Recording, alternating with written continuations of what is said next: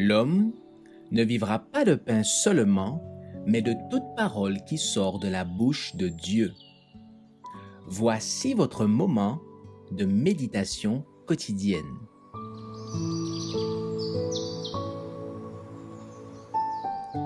Maranatha. Le 21 août. Qui reçoit le sceau? Et dans leur bouche, il ne s'est point trouvé de mensonge, car ils sont irrépréhensibles. Apocalypse 14, verset 5. Seuls ceux qui recevront le sceau du Dieu vivant obtiendront le passeport pour les portes de la Sainte Cité.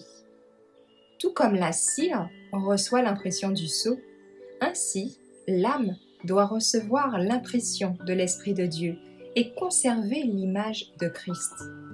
Beaucoup ne recevront pas le sceau de Dieu parce qu'ils ne gardent pas ses commandements et ne portent pas les fruits de la justice. La totalité des soi-disant chrétiens souffriront une amère désillusion au jour de Dieu.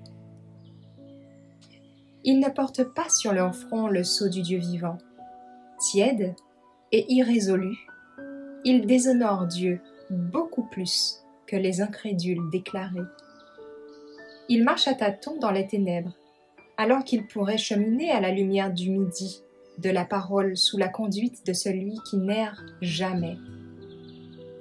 Ceux que l'agneau guidera aux fontaines d'eau vive et des yeux duquel il essuiera toute larme seront ceux qui, maintenant, reçoivent la connaissance et la compréhension révélées dans la Bible, la parole de Dieu.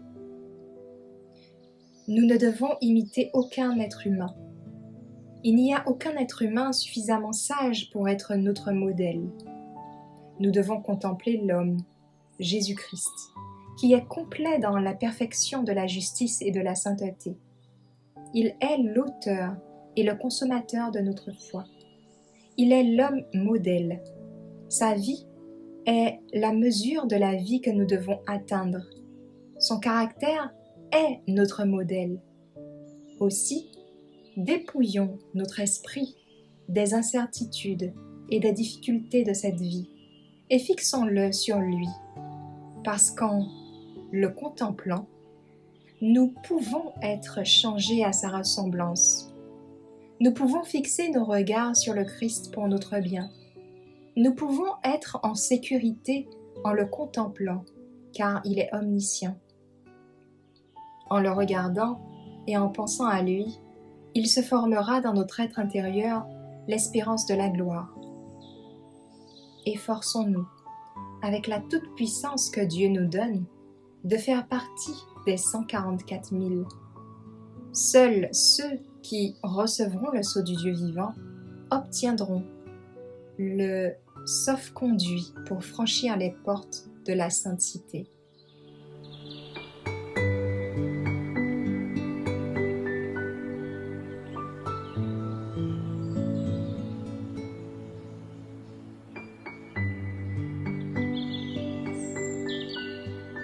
Merci d'avoir écouté cette présentation. Assurez-vous de nous rejoindre demain pour votre moment de méditation quotidienne avec lereste.org.